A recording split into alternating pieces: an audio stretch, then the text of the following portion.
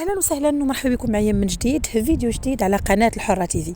هذا الصباح هذا لاحظت هذيك المسخوطه ديال هيام واحد اللايف اللي بصراحه انا كنت عملت فيديو عليه رياكشن، ولكن ملي رجعت بغيت نسجل واحد المقاطع ويبقاو عندي كبروف لقيت بانها مسحات الفيديو، دونك ما بقى عندي علاش نحط هذيك لا رياكشن. مع ذلك خرجت بهذا الفيديو باش نقول بانه فعلا التاثير ديال الانتقاد عنده المفعول ديالو، بغض النظر اللي بغى يتقبل هذه الحقيقه ولا ما يتقبلهاش. فعلا الانتقاد كاين الاثر ديالو، والدليل انها ولات كتعمل فيديو وعلى السريع كتمسحو، لانه طبعا عارفه انه مراه غادي يجر عليها الويلات وكل شيء غيخرج غيتكلم، خصوصا انه هي في هذه الفتره دايره ديك اللعبه ديال انها ملبداها ومخليه الحرب نايضه وهي قانيه كتسنى في الركينه شنو غادي يكون. فاي حاجه دابا كتحطها راه تحت الانظار، داكشي علاش راه دايره اتونسيون. وهذا يدل على انها واعيه تماما وانها ماشي حمقى وماشي مريضه وماشي حتى شي حاجه، عارفه شنو كدير وعارفه باش كتخرج وعارفه حتى التبعيات ديال اي امر كديرو، يعني مسؤوله تماما على اي تصرف دارته، تحمل نتيجته وتحمل المتابعه القضائيه والمتابعه المدنيه عليه. وهنا غادي نرجع لواحد النقطه وغتقولوا لي هي راه كانت دائما كتحط فيديوهات وكتمسحهم. غنقول لكم ولكن في ديك الفتره كان موراها واحد المجموعه ديال الطبالات والنقافات اللي كانوا صد رد. حاليا حنا كنشوفوا انه كاين واحد الشروخات وكاين واحد التشتت فيهم، لان كل واحد طبعا ولا خايف على راسو، القضيه تزيرات وحماضت، فاوتوماتيكمون كل واحد فيهم كينسحب وكل واحد كيحاول انه يبرئ الذمه ديالو. حيت راه كنا كنقول لكم من الاول انه لا يصح الا الصحيح والحق يعلو ولا يعلى عليه.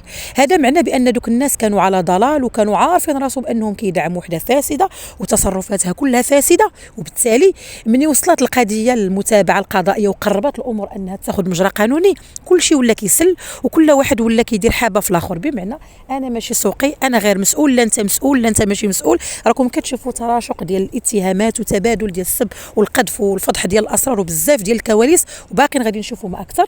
وهذا امر طبيعي طبعا ان الانسان كيحاول انه ينفد بجلده. ملي كيجي الطوفان الناس راه كتحط ولادها تحت من رجليها وكتطلع، فما بالك بواحد الشرديمه بواحد المجموعه ديال الناس اللي كانوا مجموعين على خزيت واللي كان الاهداف ديالهم كلها انانيه. واخا كانوا كيبانوا لكم انهم متحدين، ولكن كانوا متحدين على الضلاله وعلى الباطل، وبالتالي شي شاد على شي وكل عارف وسخ شي وعارف خنث شي.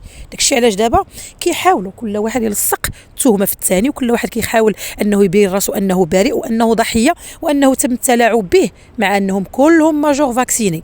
بغض النظر على اي واحد فيهم، انا كنتكلم دون مانيير جينيرال، كل واحد فيهم كان عارف راسو علاش داخل، وكانوا مستافدين من المسائل الماديه، ولكن ما عندهمش القدره ولا المواجهه ولا الشجاعه انهم يكملوا حتى النهايه، حتى عارفين راسهم على باطل. وهنا غادي نرجعوا لديك النقطه اللي كنا كنقولوها سنوات وسنوات، ان دوك الناس كانوا مجموعين على ديك هيام لانهم كيسترزقوا منا ولانهم كياكلوا منا، ما كاين لا حاله انسانيه ولا مساعده ولا كتبقى فيهم. ودليلنا على هذا الكلام انهم من ناضوا تقاتلوا دابا وتضاربوا، الهضره كلها دايره على الادسنس، تطلع القنوات، الماده، الفلوس، عطيتيني عطيتك، عاونتيني.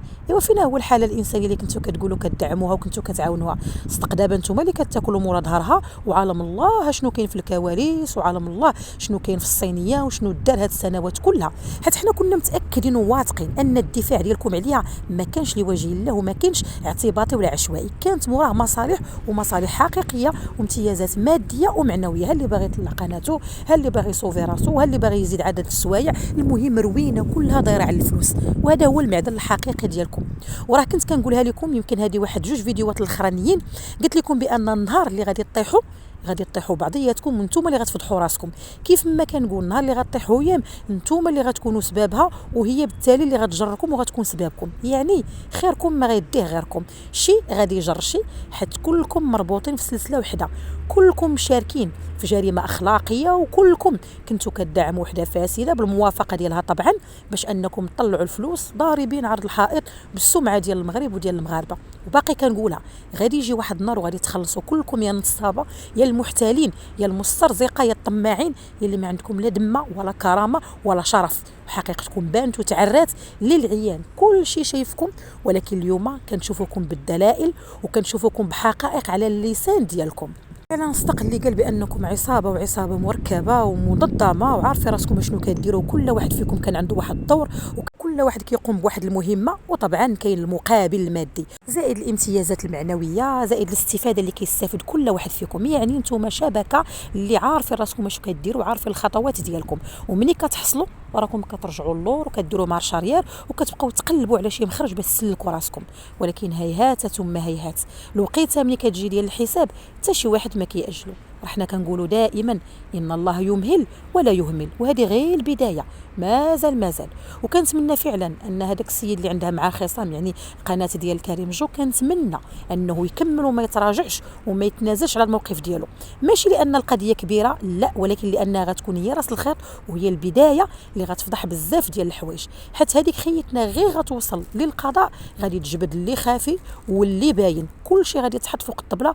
وحنا هذا هو الهدف ديالنا، بغينا نشوفوا شكون هما هاد الناس اللي كيخدموا في الخفاء وفي العلن واللي عامين هادي وهما كيدعموا لنا وحده فاسده باش تضرب في الوطن. نعرفوا الحقيقه ديال النوايا ديالهم والاهداف الحقيقيه ديالهم، حتى هادشي اللي كيبان راه علم الله اللي مخفي شنو كاين فيه. كاينين كوارث وكاين بلاوي، وكنتمنى انه يكمل وما يتراجعش وما ينزلش على الكلمه ديالو باش تبقى اولا عنده المصداقيه، وثانيا باش يكون سبب لعل وعسى في انه ينهي لنا هذه الظاهره ديال الهيام وينهي معها دوك اللي كيدعموها. حيت كيف ما كنقول لكم دائما هي حقيقه خطيره، ولكن اللي اكثر خطوره منها هو ذاك المحيط. وهانتوما كتشوفوا النوعيه البشريه وكتشوفوا الماركات اللي مجموعين تما وكتشوفوا اخلاقهم وكتشوفوا تصرفاتهم وكتشوفوا فعايلهم كيفاش دايرين. بنادم اللي قادر يدير اي حاجه على ود الفلوس. تخيلوا معايا ان بنادم شفتوه كيفاش كيدير باش انه يدخل الفلوس، يعني كيتناحروا ما كيعقلوا على حتى شي حاجه. داكشي علاش كنا كنقول لكم انهم هما فعلا اكثر خطوره منها هي، لانهم هما الداعم الاساسي وكانوا واعيين تماما لكل تصرفاتهم.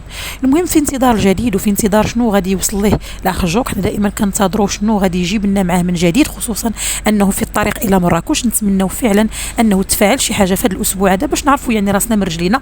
حتى لديك الوقت غادي نضرب لكم موعد ثاني. تحياتي والى فيديو اخر ان شاء الله.